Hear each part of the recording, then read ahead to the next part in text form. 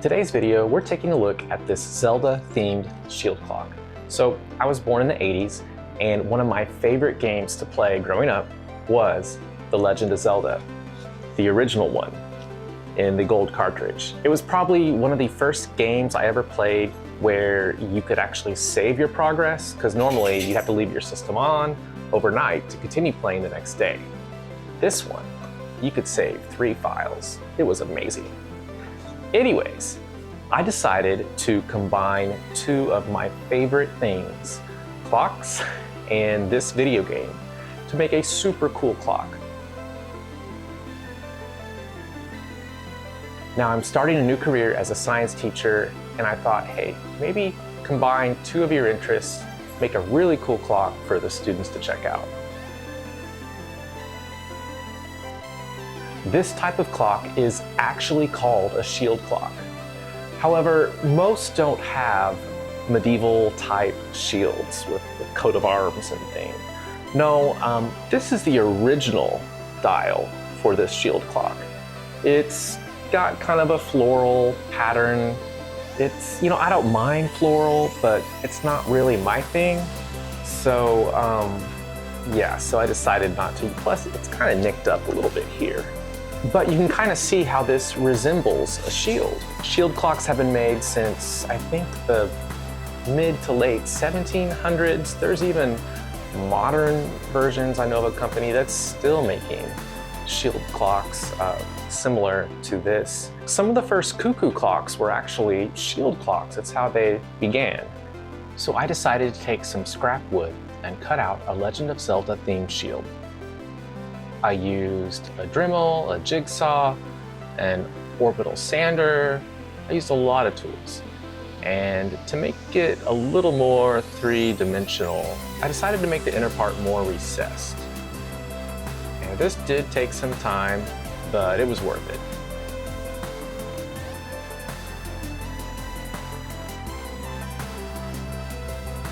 And then I spray painted it with some silver,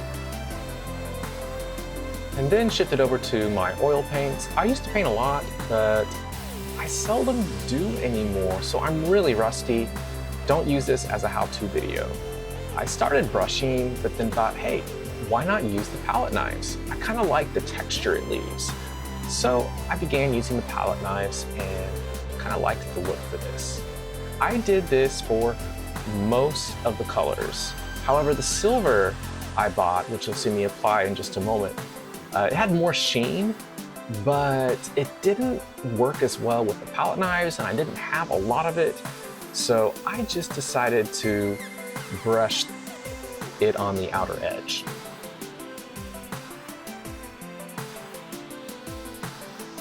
I polished the hands with Wizard's metal polish to brighten them up.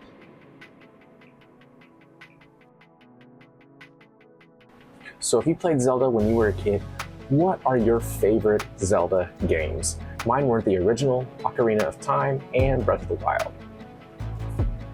So this movement was missing side pieces, the pendulum, maybe even the weights. So it's not like I was ruining a whole clock. The movement was about the only good thing. It dates from late 1800s. It is a wood plate movement with brass gears. I've chosen not to have the strike weight on this clock because it is a quarter striking shield clock. There's 2 hammers and 2 gongs. One is for the quarter hour, one is for the top of the hour, and it'd just be way too noisy for my classroom. Below the clock, you'll see on the right chain, there is a wooden letter Z that I carved out with my Dremel.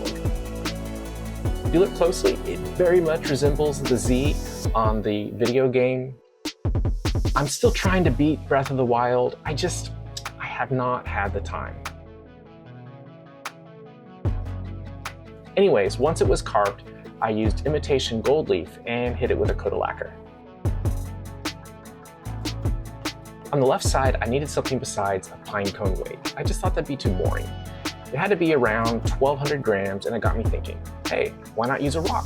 And I found this piece of quartz that was about 1,200 grams, and I used leather to make a pouch to hold and hang the rock. Some of the trouble I had with this is actually how long to make the pendulum. Finally got the right length. you'll notice my pendulum bob looks like a little weird forest creature. If you're not familiar with Legend of Zelda, well, that's exactly what it is. It's called a Korok. And you'll find these little guys in the game and they help you out. And I carved this one and used two slightly different stains, and you can kind of see I put like his eyes and his mouth on there.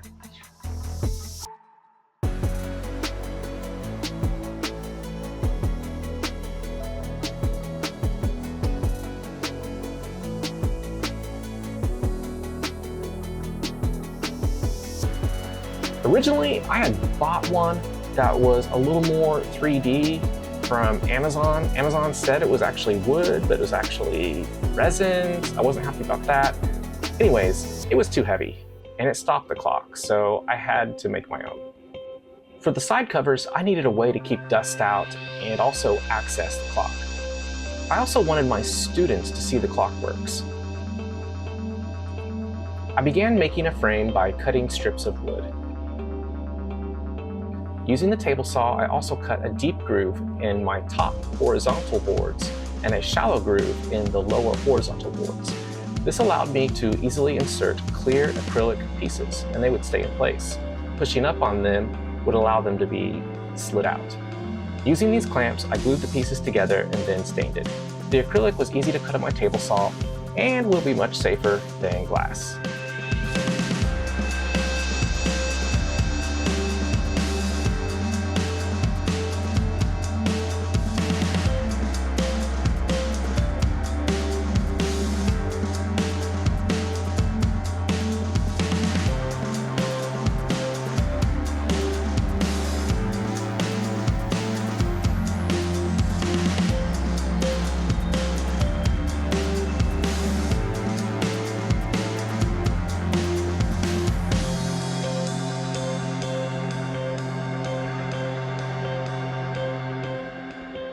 I bought some little hinges for the doors as well and made a latch for each of them at the top.